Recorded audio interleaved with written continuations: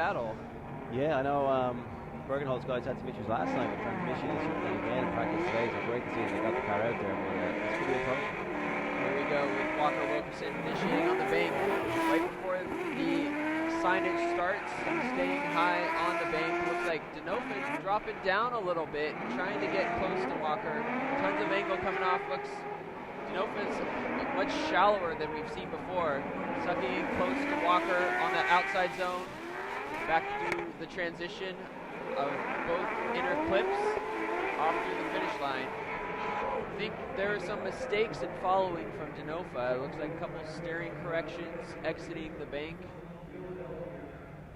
We'll have to watch that replay and see exactly what happened. The bank certainly wasn't clean, and then in the infield that was pretty nasty coming into the power rally. So here we go. How's your hood pins? Walker Wilkerson not having any problems this week with his hood popping up, thank God.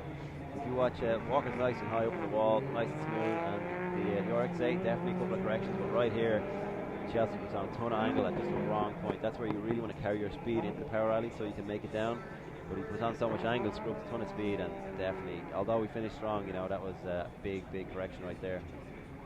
Yeah, that RX-8 from Chelsea is definitely turning a corner with the suspension setup. It's looked a lot better, a lot smoother with his transitions than some of the other tracks we've seen this year. Chelsea rebuilt a new BMW chassis in case this deal with Bergenholtz Racing didn't come through. So his E46 BMW that he built is still in the pits over the Air Force area. He's got a good endorsement deal with them for XTC and whatnot. So we're going to switch drivers, and this time Chelsea Denofa will be leading in that RX-8, and Walker Wilson's going to give a chase. Chelsea with a good initiation, a little bit higher on the bank than he was when he was following, but Walker is falling behind a little bit on that lack of proximity. That may affect him.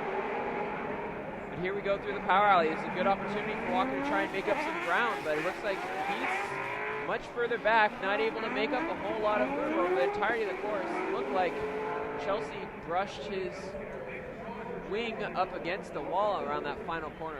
That's a wall that has caused some people to lose tandem battles in the past.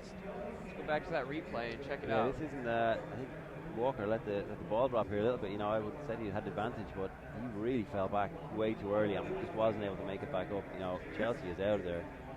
Definitely, you know, not as high in the bank as Walker was in his lead run, but you know, judges are making a big point of proximity these days, and like Walker is just in it. You know, it's like a separate battle right now. He's right back there doing his own thing, not close on Chelsea at all, and Chelsea tagged the bumper right there. Something was I saw something hanging off the back of the car as he made his way back to the start line. So it is a tough one to call, I have to say. What happens? Yeah. Waiting to see what the judges say. I don't know. I saw mistakes from both drivers. You know, I think there's a lot of steering correction from Chelsea when he was following, but that lack of proximity, that's really been a stress point like Walker in a was lot of way the back judging. there. Yeah, absolutely.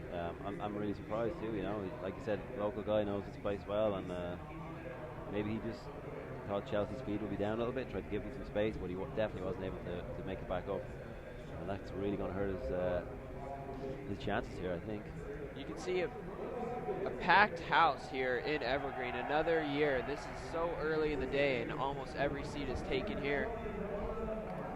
It's definitely one of the most exciting events. Eric, you said it's one of your favorite events on the FD circuit. Not only just because of the track, but I know some really good guys up here. Some really good pro-am guys like Kyle Pollard, the guys I've known over the years. Just good times hanging out. And the weather's a little more like home for me. New Jersey at the moment is killer. It's like 105 degrees the other day. So we had rain here yesterday. It was nice and cold. Today's a little warmer, but I love this place. It's awesome. And the crowd as well, just the atmosphere here. Huge grandstand.